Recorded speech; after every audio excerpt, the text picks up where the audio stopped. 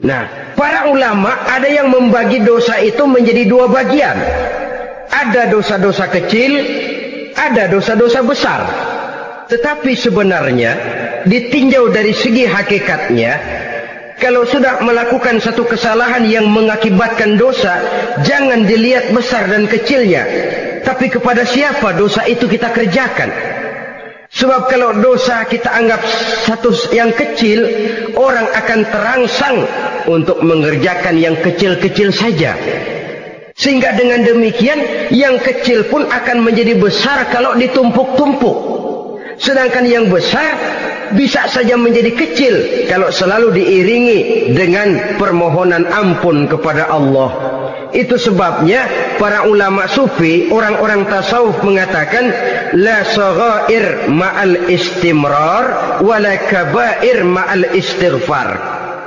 Tidak ada dosa yang kecil kalau dikerjakan terus-menerus, dan tidak ada dosa yang besar kalau digempur tiap saat dengan perbuatan istighfar atau memohon ampun kepada Allah Subhanahu wa taala.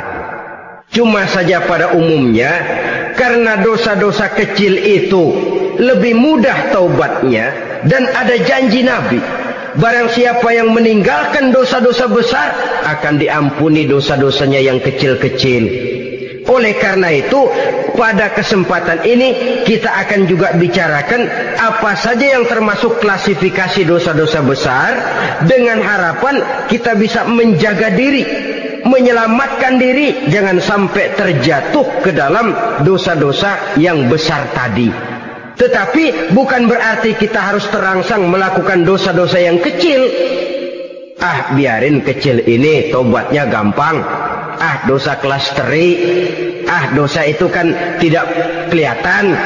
Lalu terangsang melakukan perbuatan dosa-dosa walaupun kecil, kalau berlarut terus-menerus dia akan tumbuh menjadi dosa yang besar.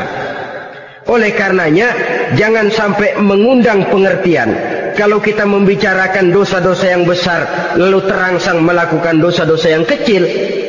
Karena bagaimanapun juga dosa kecil dan dosa besar sama dalam arti kepada Allah kita melakukan kesalahan. Dan dosa yang kecil pun kalau bertumpuk, dia akan menjadi banyak. Saudara-saudara kaum muslimin rahimakumullah, ada beberapa jenis dosa-dosa besar. Jenis yang pertama, asyirku billah, syirik atau menyekutukan Allah. Dari sekian deretan dosa-dosa besar, syirik ini merupakan bapak moyangnya dosa. Dedengkotnya dosa itu syirik, menyekutukan Allah. Bahkan dosa yang lain Allah masih mau mengampuni, tapi kalau sudah syirik, menyekutukan Allah, itu sudah satu dosa yang tidak berampun sama sekali. Oleh karena itu tepat pesan Imam Ghazali tadi, jadi di safinah fa innal bahra amik, jaga iman, pelihara akidah, dandani kapal, karena hidup ini gelombang lautan sangat dalam, hidup banyak cobaan.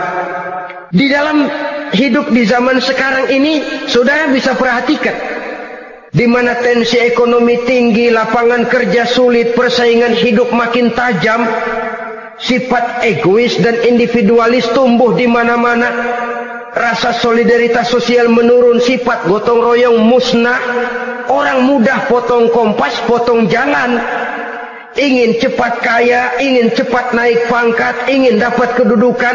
Kadang-kadang akidah pun terjual, akidah pun musnah, jatuh ke jurang syirik pun tidak jadi soal. Itu yang kita khawatirkan. Kalau dosa-dosa yang lain Allah masih mau mengampuni, tapi kalau sudah jatuh kepada syirik, Allah sama sekali tidak akan memberikan ampun. Dalam kaitan dengan ini barangkali tepat sinyalemen Imam Ali itu. Andai kata kemiskinan merupakan satu kepribadian, saya akan membunuhnya lebih dahulu. Artinya memang kemiskinan ini sering mendorong orang kepada jurang kemusyrikan. Tidak tahan menghadapi godaan perut akibat tensi ekonomi yang tinggi, lapangan kerja yang sulit. Iman pun jadilah ditukar dengan 3 liter beras. Akidah pun jadilah dibarter dengan 3 bungkus supermi, dengan pakaian bekas, dengan obat-obatan. Tidak jadi soal baginya mengejar kebahagiaan yang relatif singkat dengan mengorbankan kebahagiaan yang abadi. Persis ibarat pepatah, nyari jarum kampak hilang. Mencari sesuatu yang kecil, yang besar jadi sia-sia. Membela perut, mengorbankan akidah. Na'udzubillah summa na'udzubillah. Saudara-saudara kaum muslimin rahimakumullah, ini fakta, ini kenyataan. Dan hal semacam ini tidak bisa diatasi cuma dengan ceramah, simposium, diskusi, seminar. Apalagi Nabi berpesan, solahu ummati bil ilmi wal mal. Umatku hanya bisa menjadi baik akidahnya dengan ilmu dan harta. Itu bahasa Nabi. Kalau bahasa kita sekarang, dengan ekonomi dan pendidikan. Ilmu, pendidikan, ekonomi, harta. Tanpa itu sangat besar kemungkinan kita bisa menjual akidah terjerumus di lembah kemusyrikan. Maka terutama kepada saudara-saudara saya, muslimin yang terpencil jauh dari kota-kota besar, yang kadang dalam kehidupan seharinya imannya sering digoda oleh supermi, akidahnya sering ditantang oleh pembagian beras, pakaian-pakaian bekas, obat-obatan dan sebagainya. Jaga dan bentengi akidah kita. Lebih baik nyawa berpisah dari badan, asal iman jangan berpisah dari hati.